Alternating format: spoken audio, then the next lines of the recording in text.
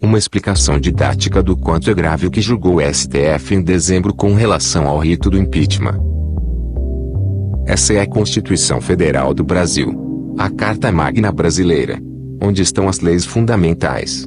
Com base nela que são elaborados os códigos civil e penal, por exemplo. Mesmo os vereadores, deputados ou senadores, isto é, políticos em geral, quando propõem ou editam novas leis devem considerar se esta não contraria a Constituição Federal. Quando existe um questionamento sobre a legalidade constitucional de uma ação na Justiça, ele pode percorrer todas as instâncias até chegar à mais alta, o Supremo Tribunal Federal, que tem como item de qualificação de seus membros o que chamam de notável saber jurídico, o que deixa em dúvida se este quesito tem tido a consideração necessária, visto os atuais componentes dessa Corte.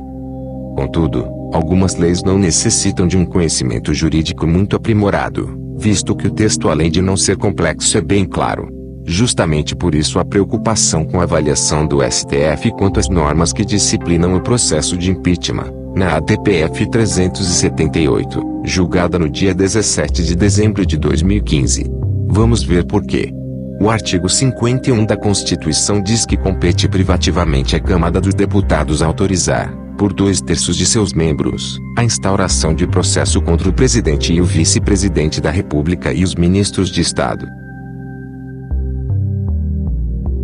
O artigo 86 diz que admitida a acusação contra o presidente da República, por 2/3 da Câmara dos Deputados, será ele submetido a julgamento perante o Supremo Tribunal Federal, nas infrações penais comuns, ou perante o Senado Federal nos crimes de responsabilidade.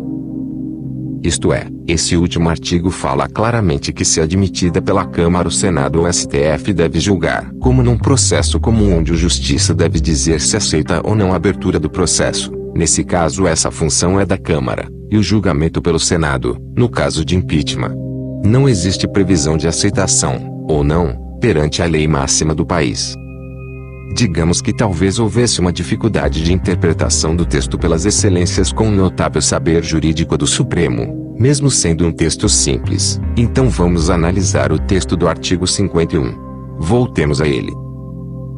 O artigo diz com clareza que cabe privativamente, ou seja, apenas à Câmara, a instalação de processo contra presidente. O que torna proibido que o Senado o faça, já que a Constituição declara dessa forma. Quando o STF, supostamente um guardião da Constituição, decidiu o contrário disso, onde não havia nenhuma forma de interpretar diferente, ele criou uma nova regra, que só poderia ser feita através de uma Assembleia Constituinte, isto é, por deputados eleitos apenas para aquela função. Literalmente o STF riscou e reescreveu a Constituição ilegalmente com a garantia que não haveria punição, já que a própria Constituição atual não prevê punições contra atos irregulares dos ministros do Supremo.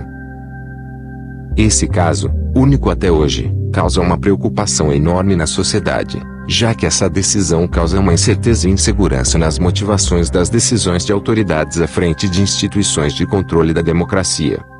Democracia essa fortemente abalada.